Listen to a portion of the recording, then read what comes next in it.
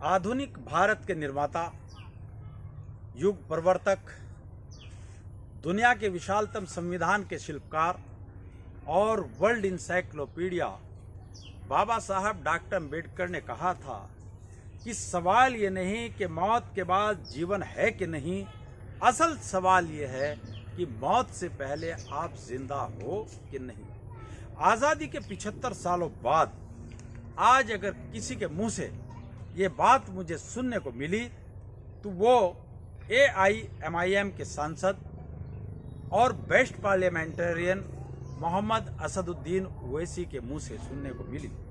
पिछले दिनों वो लखनऊ दौरे पर आए और उन्होंने पूर्व सांसद अतीक अहमद की पत्नी शाइस्ता परवीन सहित भारी संख्या में लोगों को AIMIM की सदस्यता ग्रहण कराई और उसके बाद उन्होंने एक चौराहे पर कार्यकर्ताओं के एक सम्मेलन को संबोधित करते हुए ये बात कही और उन्होंने कहा कि हमें खामोशी तोड़ जिंदा होने का सबूत देना होगा। आज अगर आप हरकत नहीं करोगे तो आने वाली नस्लें कभी माफ़ नहीं करेंगी। हमें खामोशी को तोड़ना होगा और जिंदा होने का सबूत देना होगा। यह बात मंगलवार को रुदौली नगर के रसूलाबाद चौराहे पर कार्यकर्ताओं के सम्मेलन को संबोधित करते हुए सांसद मोहम्मद असदुद्दीन ओवैसी ने कही। जब यहाँ पर पत्रकारों ने उनसे सपा बसपा के संबंध में प्रश्न किया तो असदुद्दीन ओवैसी ने कहा कि हम तो समाजवादी पार्टी से गठबंधन को तैयार हैं।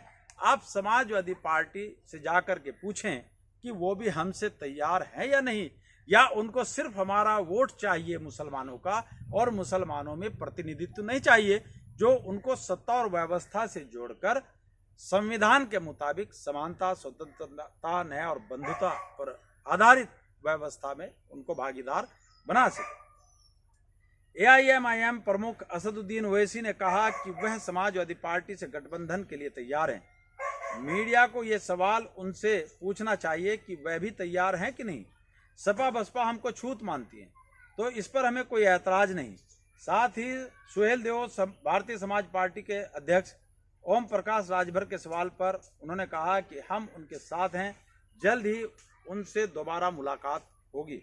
बाहुबली अतीक अहमद की पत्नी शाइस्ता परवीन अपने परिवार सहित मंगलवार को लखनऊ में AIMIM में शामिल हुई। तो अतीक के परिवार का पार्टी में स्वागत करते हुए ओवैसी ने कहा कि भाजपा के 38% विधायकों पर आपराधिक मुकदमे हैं।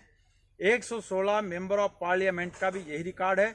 यहां तक कि उनके सहयोगी जनता दल यू के 81% लोगों पर आपराधिक मामले हैं। मुख्यमंत्री खुद अपने पर लगे केस को वापस लेते हैं। जिस नेता का नाम प्रज्ञा या कपिल मिश्रा होगा वह लोकप्रिय नेता, मीडिया और भाजपा से जुड़े हुए लोगों की नज़र में होगा, लेकिन जिसका नाम अतीक अहमद और मुख्तार होगा वह बाहुबली होगा। मुजफ्फरनगर दंगे से संबंधित 77% केस को सरकार ने वापस ले लिया है।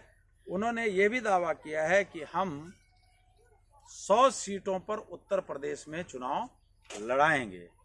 साथियों, जो बात बाबा साहब ने कही थी कि सवाल ये नहीं कि मौत के बाद जीवन है कि नहीं, असल सवाल ये है कि मौत से पहले आप जिंदा हो कि नहीं, ये बात एक लंबे अरसे बाद मुझे किसी ऐसे नेता के मुंह से सुनने को मिली कि जो ट्रिपल तलाक हो, GST हो, नोटबंदी हो, CAA हो या किसानों से संबंधित मामले हों, जो निष्पक्ष और निर्भीक होकर पार्लियामेंट में संविधान के मुताबिक दहाड़ता हो, संविधान के मुताबिक विरोध करता हो, असदुद्दीन ओवैसी, उसके मुंह से मुझे सुनने को मिली।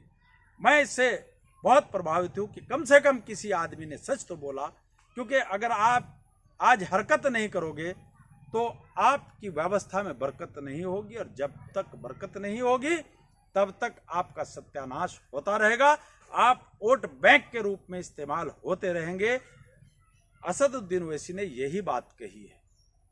इसलिए मैं एडवोकेट इंतखाब आज़ाद बतौर एक पत्रकार उनकी बात को आपके सामने रखा है। और स्थिति हमारी उत्तर प्रदेश या देश के अंदर ऐसी है कि हम एक कुली की भूमिका में खड़े हैं। जैसे ट्रेन पर कुली खड़ा रहता है, कोई ट्रेन आती है, कोई जाती है, कुछ मुसाफिर उतरते हैं, कुछ मुसाफिर चढ़ते हैं। हमारा काम कुली का है कि कुछ लोगों को चढ़ाया और कुछ लोगों को उतारा, थोड़ा बहुत पैसा जेब में डाला और अपने घर को चले गए। लेकिन जो उतर रहे हैं और चढ़ रहे हैं, असल सफर का मजा, असल व्यवस्था का मजा वो ही ले रहे हैं। हम तो सिर्फ कुली बने खड़े हैं। यही बात असदुद्दीन ओवैसी ने कही कि आपको अपने जिंदा होने का सबूत देना होगा, और जब तक आप अपने जिंदा दिल होने का सबूत नहीं दोगे, तब तक आप तड़पते रहोगे, छितते रहोगे, पिटते रहोगे, आतंकवादी कहलाते रहोगे और आपको व्यवस्था में संदिग्ध स्थिति में देखा जाता रहेगा। उन्होंने ये भी कहा कि अगर प्रज्ञा ठाकुर या कपिल मिश्रा नाम हो तो लोकप्रिय नेता कहलाते हैं, अगर अतीक और मुख्तार हो तो वो बाहुबली और उसको दूसरे नामों से पुकार दिया जाता है। तो साथियों, मैंने जो सांसद असदुद्दीन ओवैसी साहब ने अपनी बात लखनऊ और अयोध्या में कही, वो मैंने समाचार पत्र अमर उजाला में आपको पढ़ करके सुनाई।